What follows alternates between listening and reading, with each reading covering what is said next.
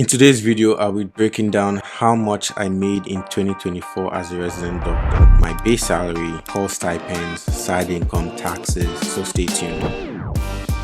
My name is Olumide Olotu and I'm a third-year orthopedic surgery resident. I'm doing this to help you figure out what this journey looks like financially, and if I'm doing that, I would like to give you the most honest and transparent view possible. If you watched my previous video, you've seen how much I made on my very first paycheck as a doctor, and you understand now how salaries work for residents. Now let's talk about the full picture. We'll start with the basics. So the academic year runs from July to July. Basically, in 2024, I was earning a PGY2 salary from January to June and earning a PGY3 salary from July to December. My base salary for the year was about $76,200, but that's not my total income for 2024. There's more coming, and this is where things get really interesting. Remember in my previous video where we talked about call stipends? Essentially, as a resident, anytime I'm on call, I get a call stipend. My call stipends alone in 2024 added up to almost $15,000, and that's because I had a bit of a unique year. In my program, the junior residents, we do something called night floats, essentially where you're on nights for 4 weeks straight, Sunday to Thursday. Every one of those night float shifts count as an in-hospital call shift because you're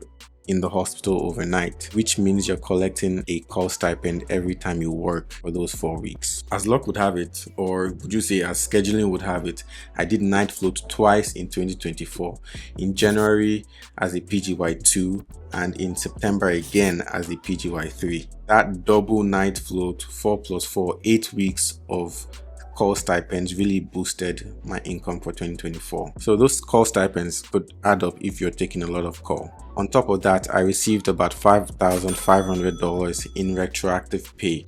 Again, if you watched my last video, we talked about how PARO has worked to increase the salary of residents. The salary increase was applied retroactively to when I was a PGY1 and a PGY2, and that came through in 2024 as well. Adding all of those up, in total, my income was about $96,000 for 2024, and that's of course before taxes. I had about $25,000 deducted in taxes, but thanks to the magic of tuition credits, which I have accumulated over the years, I got about 50 to 60% back when I filed my tax return. So it's not as brutal as you see on paper. Now, let's talk about income outside of residency. One is moonlighting, which unfortunately is not allowed in my program, but that's a good way to earn side income outside of your regular residency duties. I also did do 1 or 2 small speaking gigs throughout the year. But one other thing I got into in 2024 was real estate investing, mainly through private lending with the huge help of my brother Ade. He is a real estate investor in Texas. Quick plug for my brother Ade. If you're interested in learning about real estate investing, especially through creative lending, wholesaling, or even rental properties, make sure you hit him up on Instagram or YouTube and tell him I sent you. So what's the big takeaway here? Is it a livable wage?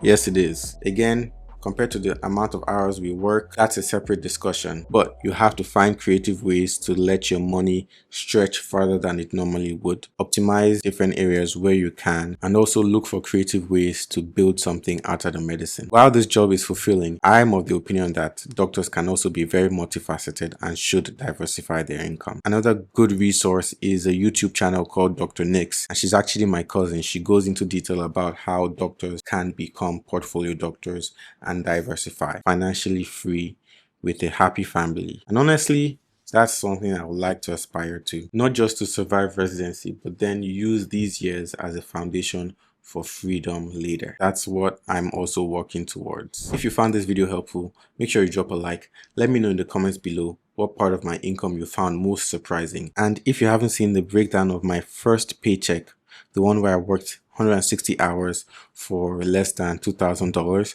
make sure you go check that out here. And I'll catch you in the next one. Bye.